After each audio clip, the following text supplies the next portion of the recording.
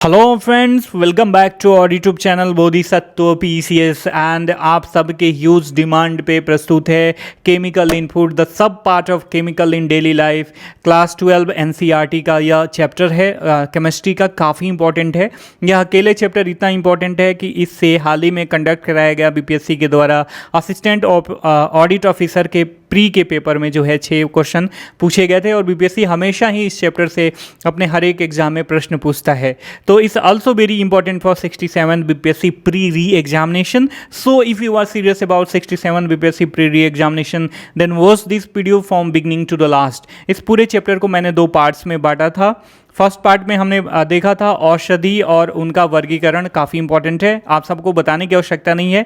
यदि आपने PYQ analysis किया होगा अर्थात प्रीवियस ईयर क्वेश्चन का एनालिसिस किया होगा तो अब बीपीएससी जो है अपने हर एक पेपर में इससे रिलेटेड क्वेश्चन पूछता है। और आज के सेकेंड पार्ट में हम पढ़ेंगे केमिकल इन फूड अर्थात भोजन में रसायन, काफ़ी इंपॉर्टेंट है। तो चलिए शुरू करते हैं। शुरू करने से पहले आपसे रिक्वेस्ट है, वहीं यदि आप चैनल पे नए हैं तो चैनल को ज़रूर सब्सक्राइब कर देना और बेल का आइकन दबा देना ताकि कोई भी लेटेस्ट नोटिफिकेशन आप तक आसानी से पहुंच जाए माय डियर फ्रेंड।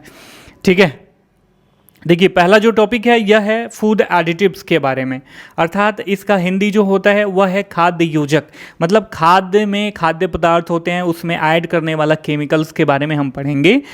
ये अपने नाम से ही अपने परिभाषा को चरितार्थ कर रहा है, चरितार्थ नहीं कह सकते, मतलब अपने परिभाषा को बता रहा है कि वे सभी रसायन जो भोजन के रख रखाव गुणों, रूप, स्वाद, गंध और पोषक या खाद्य मूल्य में सुधार करने के लिए मिलाए जाते हैं, इन्हें खाद्य योज्य बोलते हैं। या यूं कहें in English you can say this type of chemical food additives my dear friend. Okay, देखिए इसमें प्रिजर्वेटिव्स, फ्लेवरिंग एजेंट क्या होते हैं, जो मतलब भोजन का स्वाद बढ़ा देते हैं। Artificial sweetener, antioxidant, fortifier, emulsifier and anti foaming these all are the example of food additives my dear friend. ठीक है, तो पूछ सकता है कि फूड एडिटिव्स कौन कौन से हैं। तो आपको ये पता होना चाहिए। आपने देखा होगा जब आपकी मम्मी भेजती हैं या घर से या बाहर रहते हो तो आपको एप्पल खाने का मन करता है तो आप जाते हो फ्रूट सेलर के दुकान पे, तो आपने देखा होगा कि एप्पल बहुत चमचमाता हुआ, डांस करता हुआ, लाल लाल सा वहाँ पे मिलेगा, बैठा हुआ बहुत शालीन तरीके से। लेकिन मैं आपको बता दूँ उसका असली रंग क्या है, उसके चमक के पीछे का राज है उसके ऊपर चढ़ा हुआ मोम का परत, जो FSSAI के अनुसार जो है कुछ लिमिटेड, बहुत ही माइक्रोन लेवल का जो परत है उस पर चढ़ना चाहिए। लेकिन ये लोग जो हैं जो फूड एडिटिव करते हैं, फूड एडिटिव का काम करते हैं, फूड फैक्ट्री चलाते हैं, ये लोग ज़्यादा जो है अनुमानित लेवल से ज़्यादा या जो सजेस्टेड लेयर होता है उससे ज़्यादा मोटा लेयर चढ़ा देते हैं जो आपके स्वास्थ्य के लिए हानिकारक होता है। तो कभी भी आप एप्पल खरीद के लाओ मार्केट से तो उसे गर्म पानी में धो दो, कुछ देर के लिए रख दो और उसके बाद उसे खाओ तो आपके स्वास्थ्य पे कोई जो है बैड इफेक्ट नहीं पड़ेगा। ठीक है, एक सामान्य जानकारी मैंने आपको बता दी। अब एंटीऑक्सीडेंट रसायन क्या है?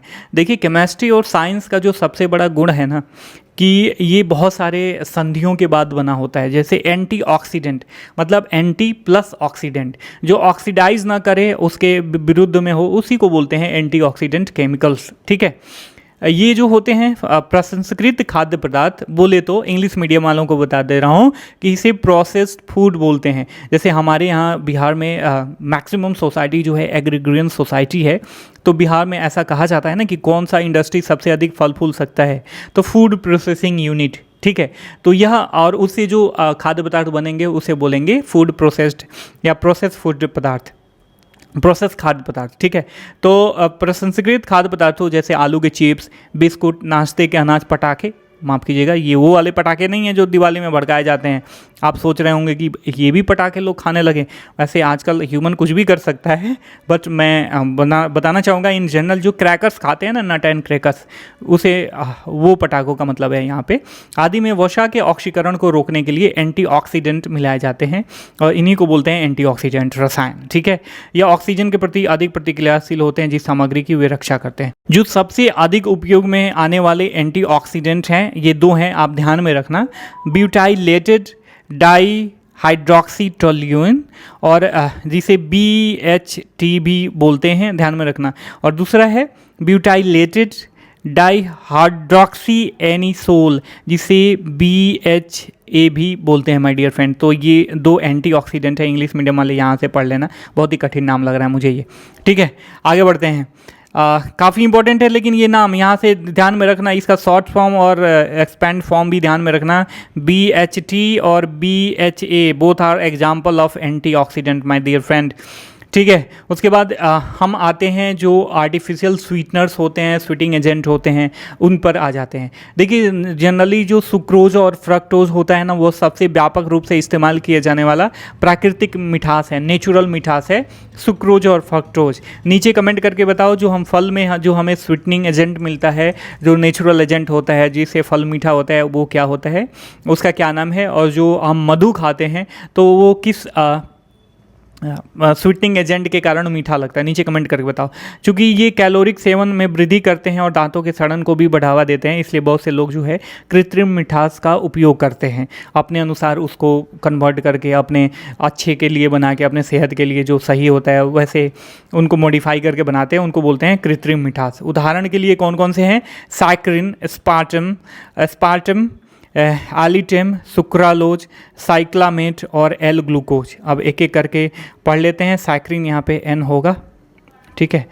सैक्रिन का उपयोग इसके सोडियम या कैल्शियम नमक के रूप में किया जाता है, जो पानी में अत्यधिक घुलनशील होता है, बायोडिग्रेडेबल नहीं होता है, इसलिए इसके भोजन का कैलोरिक वैल्यू भी नहीं होता। और मुख्य रूप से वैसे लोगों के द्वारा उपयोग किया जाता है जो जिनको डायबिटीज़ होती है, ठीक है, ध्यान में रखिएगा। अगला है एस्पार्टम, काफ़ी इंपॉर्टेंट है। यह फेनिल एलनिन और एस्पार्टिक एसिड से प्राप्त डाइपेप्टाइड का मिथाइल एस्टर है, इसलिए इसका उपयोग ठंडे खाद्य पदार्थों और शीतल पेय में चीनी के विकल्प के रूप में किया जाता है। यहाँ से AAO के पेपर में एक क्वेश्चन जो है इसी के बारे में पूछा था, ध्यान में रखना एस्पार्टम के बारे में। It's also important for 67 BPSC pre examination. आप कह रहे होगे बार बार इस सर जी कह रहे हैं कि आल्सो इंपॉर्टेंट, मैं थोड़ा सा आपको कॉन्शियस करना चाहूँगा कि ये चैप्टर जो है काफ़ी इंपॉर्टेंट है माय डियर फ्रेंड, ठीक है। एलिटेम, हालांकि यह स्पार्टम के समान ही है लेकिन स्पार्टम की तुलना में अधिक स्थिर है। सुक्रोज का जो है डाइक्लोरोब्यूटेन है, यह न तो कैलोरी प्रदान करता है और न ही दांतों के सड़न वगैरह को बढ़ावा देता है।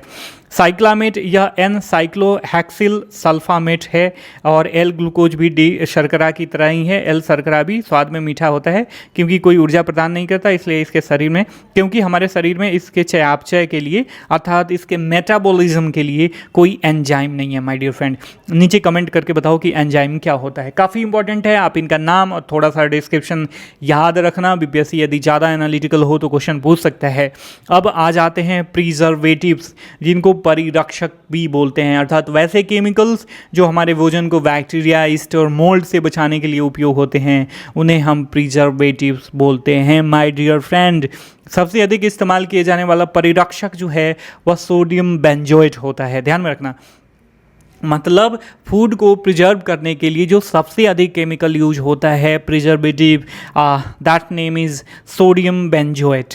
अन्य प्रसिद्ध परिरक्षक सोडियम या पोटेशियम मेटाबिल बिसल्फाइड, ध्यान में रखना, इसका उपयोग जैम, स्क्वैश और अचार आदि में किया जाता है। प्रोपियोनिक एसिड और स्कार्बिक एसिड के लौण भी परिरक्षकों के रूप में उपयोग होते हैं माय डियर फ्रेंड। आगे बढ़ते हैं एडिबल कलर्स के बारे में।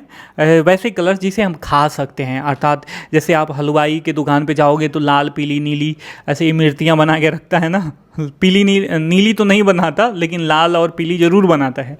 तो उसमें क्या करते हैं वे लोग, एडिबल कलर डालते हैं, वैसे कलर जिसे हम खा सकते हैं। तो ये सारे कलर जो होते हैं अनिवार्य रूप से या तो सिंथेटिक होते हैं या प्राकृतिक होते हैं। तो सिंथेटिक खाओगे तो आपको थोड़ा सा तो स्वास्थ्य हानि उठानी पड़ेगी, प्राकृतिक रूप से आपको लाभ पहुंचा सकता है। सिंथेटिक खाद्य रंग जो है यह एजोडाई है, जो छोटे बच्चों और अस्थमा के रोगियों के लिए हानिकारक है। सबसे महत्वपूर्ण जो सिंथेटिक डाई है इसे बोलते हैं, इसका नाम है टेट्राजीन, ध्यान में रखिएगा, वेरी वेरी इंपॉर्टेंट। लेकिन इसे हानिकारक दिखाया गया है तो इसको परहेज करना चाहिए खाद्य पदार्थों में डालने को लेके। लेकिन प्राकृतिक खाद्य रंगों की बात करें, प्राकृतिक एडिबल कलर्स की बात करें तो माफ़ कीजिएगा, एनाटो, कार्मेल, कैरोटीन और केशर जो है ये सब कलर प्रदान करते हैं। वहीं कुछ कार्बनिक लवण हैं, दैट मीन्स इनऑर्गेनिक साल्ट भी हैं जिनका उपयोग किया जाता है एडिबल कलर्स के रूप में। जैसे लाल रंग प्रदान करने के लिए आयरन ऑक्साइड का उपयोग किया जाता है, सफ़ेदी को तीव्र करने के लिए टाइटेनियम डाइऑक्साइड का उपयोग किया जाता है माय डियर फ्रेंड। ठीक है, तो ये हमने देखा केमिकल इन फूड। और इसका एक और सब पार्ट है जो सोप और डिटर्जेंट के बारे में है। तो आप इस कहो तो मैं उस पर वीडियो लेक्चर बना के आपको समझा दूंगा, उसके बाद PDF शेयर करूंगा, नहीं तो उसका नोट्स मैं शेयर कर दूंगा, आप उसको पढ़ लेना। समझाने से ये होता है कि थोड़ी चीज़ें याद करने में आसानी हो जाती है। आप जैसे कहो आपके लिए मैं प्रस्तुत कर दूंगा। ठीक है, आई होप कि आपको वीडियो अच्छा लगा होगा। तो वीडियो को लाइक करना, चैनल को सब्सक्राइब करना, हाँ, और दबा के अपने अन्य फ्रेंड्स के साथ भी शेयर कीजिए ताकि जो है इसका लाभ मैक्सिमम लोगों तक पहुंच सके। मैं एफर्ट कर रहा हूं आपके लाभ के लिए, तो आप थोड़ा सा इतना एफर्ट कर दीजिए। ठीक है, हम फिर मिलेंगे my dear friend, signing of.